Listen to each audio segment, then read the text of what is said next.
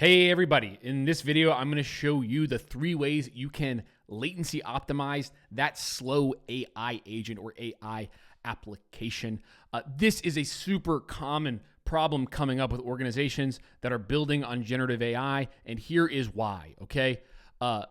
Imagine, right, in that application, it's a basic application at first, it's a chatbot, right? So in a basic chatbot, you're gonna have a request that goes to an LLM, and that LLM is going to reply. And usually that's a great user experience because you get an answer within a few seconds of asking that question, because even some of the biggest LLMs for simple queries can respond pretty quickly, even with a simple RAG architecture, right? And so for these type of chatbot applications, what we tend to think about is a metric called TTFT, or time to first token, right? And AI applications running this architecture are generally very fast and have a fast user experience. However, this is a very limiting architecture. And what we see customers starting to adopt at scale are what we would call agentic architectures. And latency optimization becomes way more important with agents, okay? Because they're much more complex systems. And generally speaking, the problem that we see is people that are building agents start building these agents using just the biggest models for everything, right? So you might have an agent. Here's like a somewhat common agent architecture where you have an agent planner that takes a user request, is going to send that request into some system that thinks about what tools that it's going to use and how it's going to collect data. It's going to collect a bunch of data and do a bunch of stuff based on that request. And then it's going to think about a response and give that back to the user, right? So now we're talking about a multi-step workflow here that adds a lot of latency because each step in this process is a potential LLM call, right?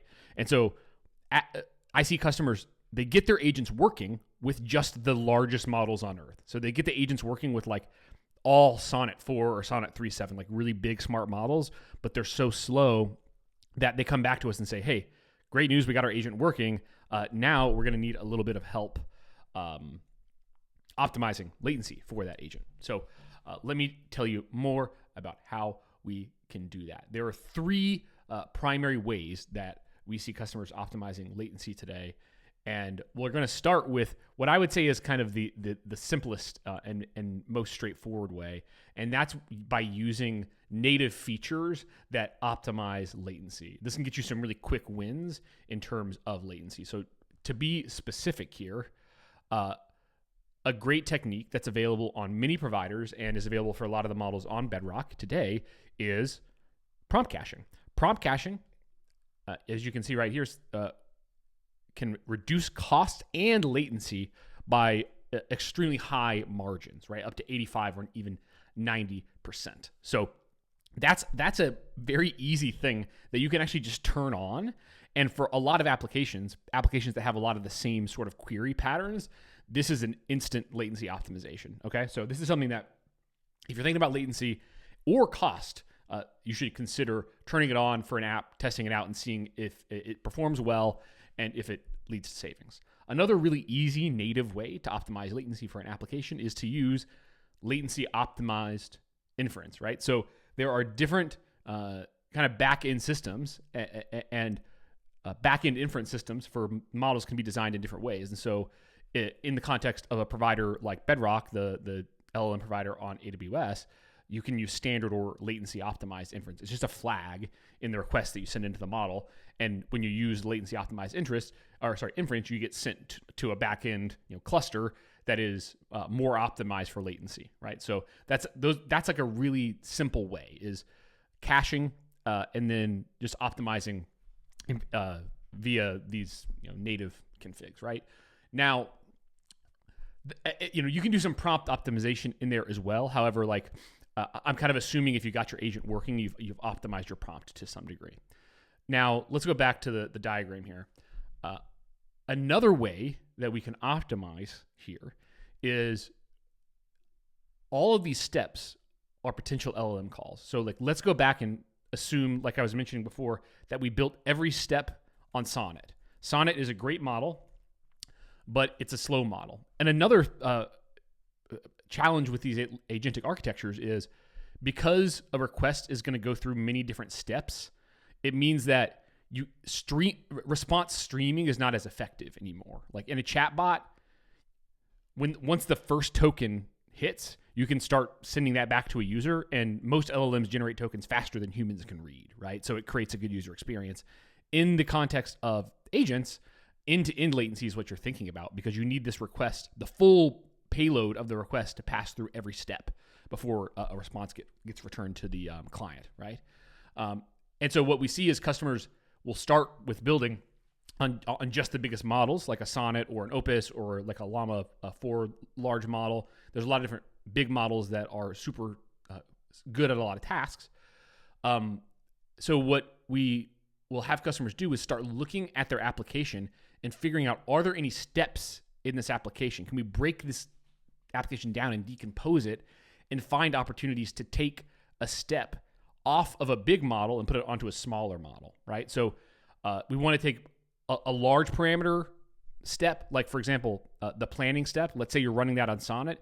Maybe you can like optimize the prompt and get that planner to run on Haiku instead, which is a smaller model, right?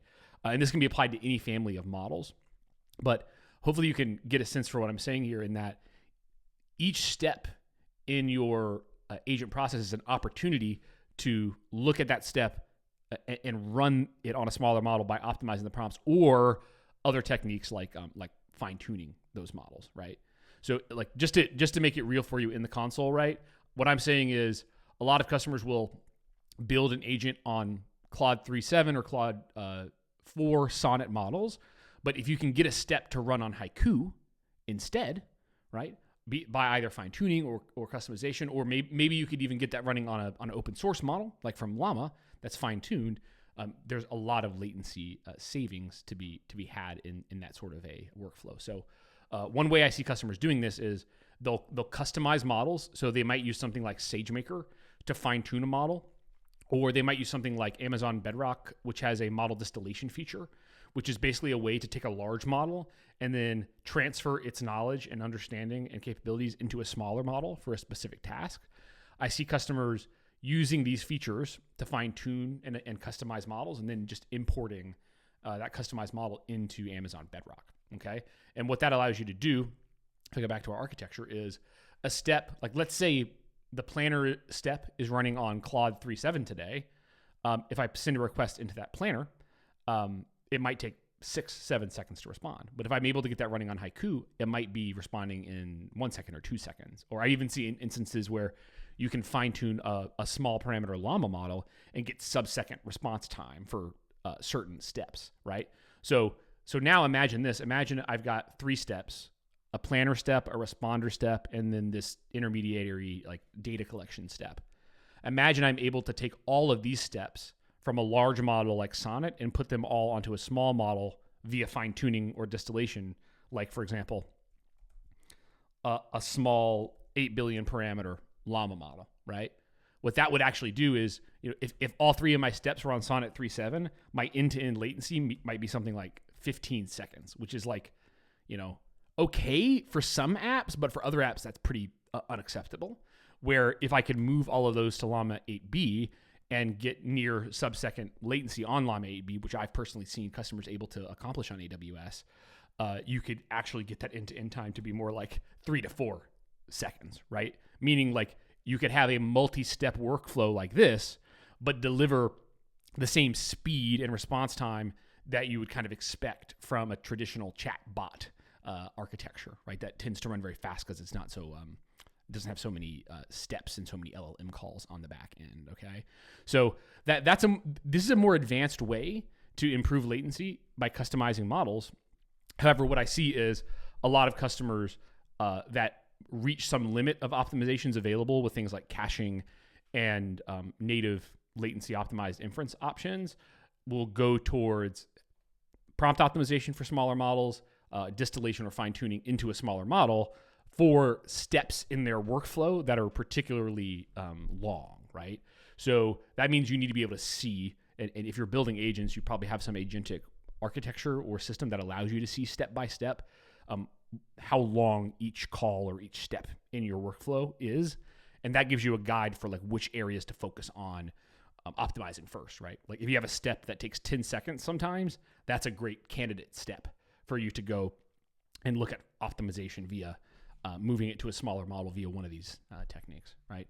And then maybe the final thing here that customers will do to optimize latency is you can, of course, just change your actual infrastructure, right? So if you work in an environment where you have control over the actual instance type, the chip architecture you use makes a huge difference. Like, for example, if you're using NVIDIA, there's the A100 series chips, and then there's the H100 series chips. And the H series chips are the newer chips, and I've seen them cut latency in half sometimes over the A100 series chips, right? So sometimes it's a simple hardware upgrade, and when you get into that space, you're throwing money at the problem. However, that is a great way to get performance. It's always been a good way in technology to get performance is to just buy beefier hardware systems, right? And so that certainly applies within the world of LLM latency as well.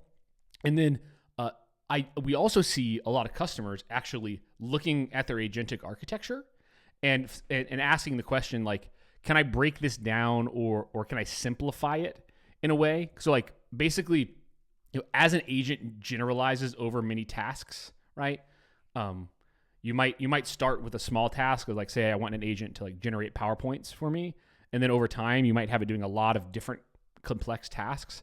That tends to kind of weigh down a very simple agentic architecture like the one I have on the screen here. And so I do see, and this is still newer because this is like, to get to this stage, you have to have first built a successful agent, right? But we do see customers adopting something called a multi-agent architecture or multi-agent workflows. And that's where you might have multiple different agents, right, that do different things.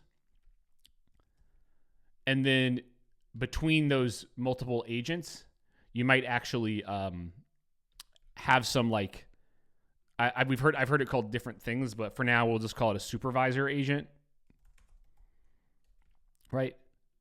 And that agent can kind of orchestrate what sub agents to call for different tasks. And so again, this is a change in architecture from a more simple agentic architecture, but it is oftentimes necessary as you want agents that can do a wider range of tasks, but you don't want disparate different user experiences. You don't want to have, companies don't want to have like 5 different UIs for different agents, right? If you do a job and you need 5 agents to do that job, a supervisor agent allows you to have all those agents in the same place, and kind of like a seamless user experience.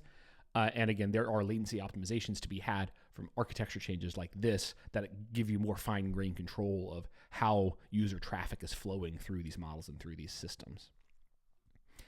I was talking really fast. The video was longer than I wanted it to be. I hope this was helpful, though. This is pretty comprehensive.